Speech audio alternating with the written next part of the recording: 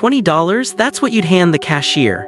And with that 20, you'd walk out with 3, maybe 4 full bags of groceries, not a handful of items. Full bags, milk, eggs, bread, meat, cereal, chips, everything you needed for the week. $20, that was it. The doors slid open, those automatic doors still felt futuristic in some places. The smell hit you immediately. Fresh coffee grinding at the deli counter, baked bread from the in-store bakery, the faint chemical smell of floor wax, and underneath it all, paper. The smell of cardboard and brown paper bags stacked at every checkout lane. The sound was different too. No beeping scanners, just the rhythmic clack of cash register keys, the mechanical ding when the drawer popped open, and if you listened closely, that constant click-clack-click from the back aisles. The sound of employees with price guns sticking little labels on every single can, every box, every bottle, one at a time. This video walks you through what grocery shopping really felt like in the 1980s. When prices were shockingly low, technology was almost non-existent, and brands you've never heard of filled entire aisles. From price stickers on everything to paying with cash and checks to walking out with bags full of food for the price of a latte today. If this brings back memories, hit that like button and drop a comment. Let's take this trip together. Most grocery stores in the early and mid-80s didn't have barcode scanners. They existed, big chains were starting to test them, but the majority of stores still did everything manually. That meant every item in the store had a price sticker, every single one. Cans of soup, boxes of cereal, bottles of ketchup, everything.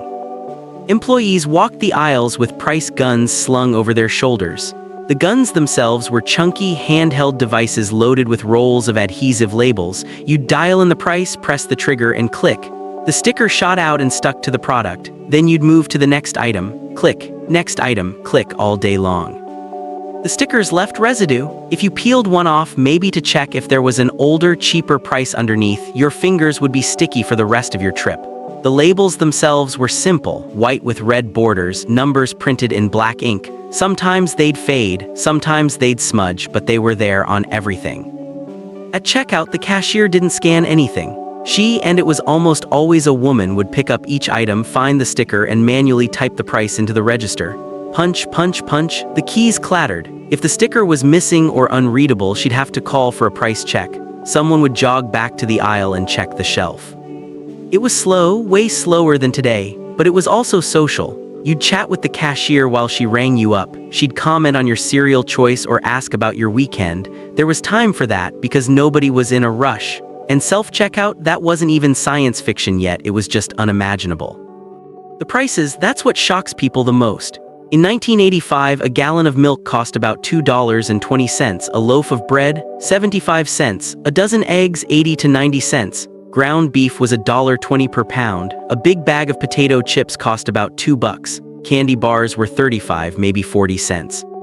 $20 didn't just buy a few things, it filled your cart. 3 or 4 paper bags stuffed with groceries, meat for the week, eggs, bread, milk, snacks, cereal, canned goods, maybe even a little left over for a candy bar at the checkout. The purchasing power was real. You felt it every time you shopped. Compare that to today. $20 might buy you a gallon of milk, a loaf of bread, and maybe a carton of eggs if you're lucky. The difference is staggering. Back then, a family of 4 could eat for a week on $50, $60. Today, that same family might spend $200, easily. Coupons made it even cheaper. Sunday newspapers came with inserts, pages and pages of coupons. You'd clip them with scissors, organize them in envelopes or little accordion folders, and bring them to the store. The cashier would take them one by one, subtracting pennies here, dimes there. It added up. People took coupons seriously. And here's the thing, you paid cash, or you wrote a check right there at the register while everyone behind you waited. Credit cards existed, but most grocery stores didn't take them, or if they did, people didn't use them for groceries. Cash was king. You knew exactly how much you were spending because you felt it leaving your wallet. Walk down the aisles in an 80s grocery store and you'd see brands that don't exist anymore. But the most unforgettable sight? The generic aisle. Entire shelves filled with products in plain white or yellow packaging. No logos, no colors, just black block letters. Beer, cola, chips, corn, flakes, that was it.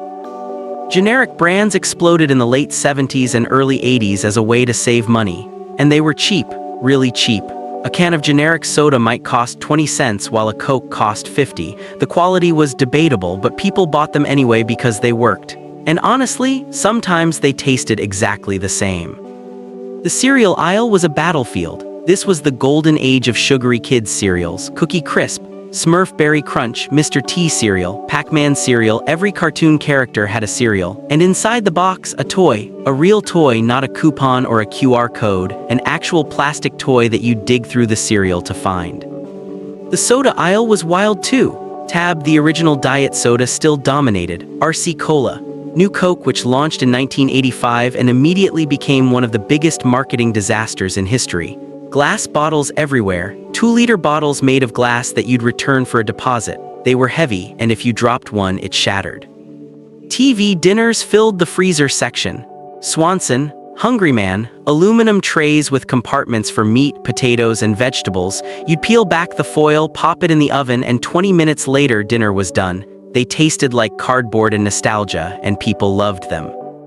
Some grocery stores in the early 80s still allowed smoking, or they just banned it, but there were ashtrays by the entrance where people would stub out their cigarettes before walking in. The smell of smoke mixed with the smell of coffee and produce. It was just part of the experience. Nobody thought twice about it. At the checkout, tabloids lined the racks. The National Enquirer, Weekly World News, headlines screaming about aliens, celebrity scandals, miracle diets. Bat Boy found in cave, Elvis seen at grocery store. You'd stand there waiting, reading the headlines, half believing them, half laughing. They were absurd, but they were also everywhere. The checkout process was an event. The cashier would ring everything up by hand. The bagger, usually a teenager, would pack your groceries into brown paper bags, not plastic, paper, thick, sturdy, square bags with no handles. You'd carry them in your arms, cradled against your chest, hoping they didn't rip before you got to the car. Paper or plastic? That question didn't exist until the late 80s. Paper was the default. Plastic bags started appearing around 1985, but they were new, flimsy, not trusted. People stuck with paper. It felt more reliable, more real, even if it meant struggling to carry 4 bags at once because you didn't have enough hands. And if you forgot something, you walked back. No texting your spouse to ask if you needed milk.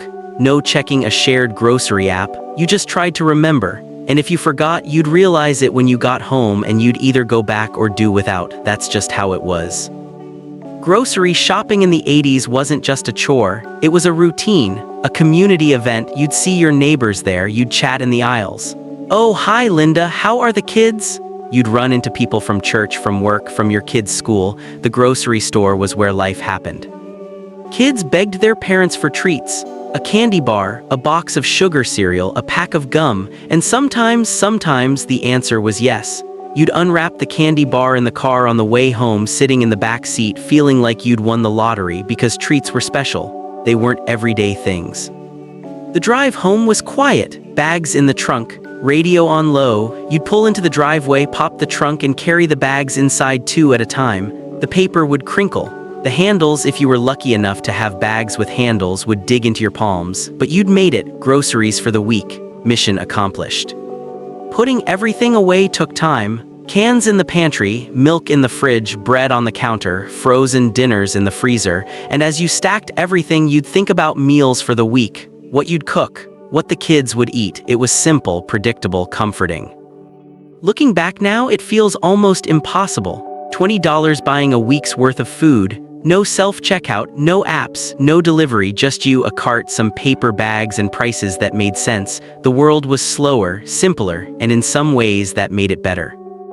That was grocery shopping in the 1980s. Price stickers on everything. Prices that seem unbelievable now. Paper bags with no handles. Checkout lines where you actually talk to people. And $20 that could fill a cart instead of buying a single bag of chips. It was a different world, a simpler one, and a lot of us miss it.